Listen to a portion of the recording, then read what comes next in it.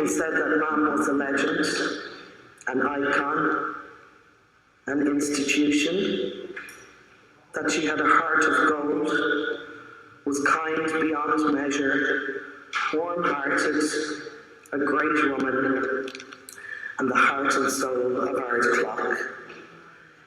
In preparation for Mam's eulogy today, it had come as no great surprise that we were reading up about all things Kildare. The acorns on the Kildare coat of arms are taken from the Irish for Kildare, Kildara, which means the Church of the Oak Tree. The motto of the Kildare crest is Spirit and Courage, which we feel is very apt to capture how Mam prepared and approached her illness over the last couple of months.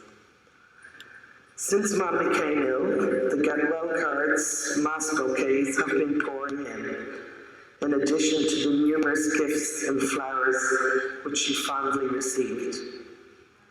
The staff of Connolly Hospital called Mam a wonderful lady, someone who never complained about anything.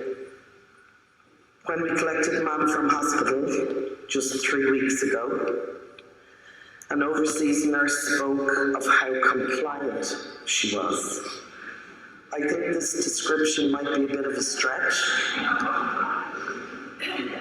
As anyone who knew Mam would be well aware of her strong uniqueness and desire to defend what she believed in, whether that complied with the general consensus or not. Mam was a strong lady. She was art clock through and through, but it took a Roscommon man to steal her heart. Mam and Dad married and settled in Luton, where Samantha and Jason were born. A few years later, leaving the UK, they relocated to Limerick, where myself and Tom were born. Their final relocation brought them back to Mam's beloved Ardclough, where the real Lily Whites were born, Darren and Gary. Mam was widowed 24 years ago, as Father Willie said. When Dad passed in '97, she was only 48. And at that time, as a young 20-year-old, I thought she had lived her life. And now, almost a quarter of a century later, we feel cheated in her untimely departure. Samantha was the only one to have fled the nest, so rearing 5 children dependent on her was no mean feat.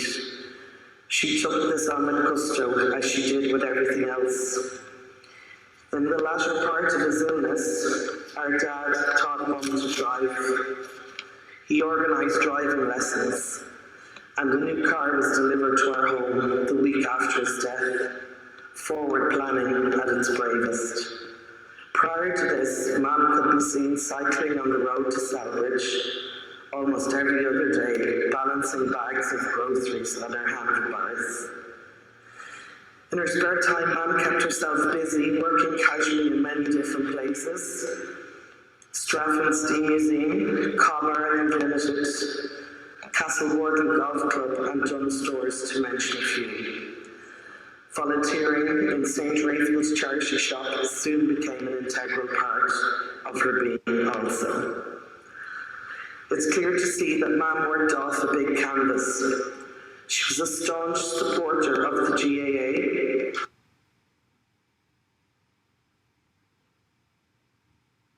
of the Kildare football team, rarely missing a match, travelling the length and breadth of the country, driven by Pat, Corry, our next door neighbour, and accompanied by her dear sister Ellen and her great pal Lily Moore. Pat only yesterday commented that you couldn't pay for the entertainment their trips provided. And of that, if you Google Phyllis Finneran, the first image you'll find is Mam, with her sister Ellen and her dear friend Lily. A Sports 5 journalist captured the moment, the 3 amigos decked out in their lily white gear. At the All-Ireland Senior Championship qualifier round 4, Derry versus Kildare in 2011. She was a true Lily White supporter and went out in all weathers to support the footballers. She longed to see her beloved Kildare win the senior All-Ireland, but she got to celebrate in the championship in '98 after a 33-year wait, and it was a particularly special moment she cherished. Camogie was another passion Mum was heavily involved with through the years, officiating at both club and county and numerous officer roles on club and county committees alike.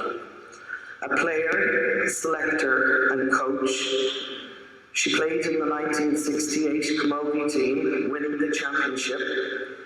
The famous championship year when Ardclough swept the boards in Kildare, claiming both the Kildare Senior and Minor Hurling Championships, the Kildare Senior Hurling League and Junior Football Championships. Many a time she regaled stories of the wonderful celebrations. In 1988, the Ardclough Intermediate Camogie team again won the championship. That team included Mum, Samantha and myself. At half-time, she warned us against any further utterances of "pass the ball, Mammy." There are so many organisations and clubs that Mum is involved with. She loves fundraising for everything in the community. She was involved in mock weddings, American tea parties, and any other event possible. As Father mentioned 2 years ago, when our dear brother passed, part of Mum went with him. A spark went out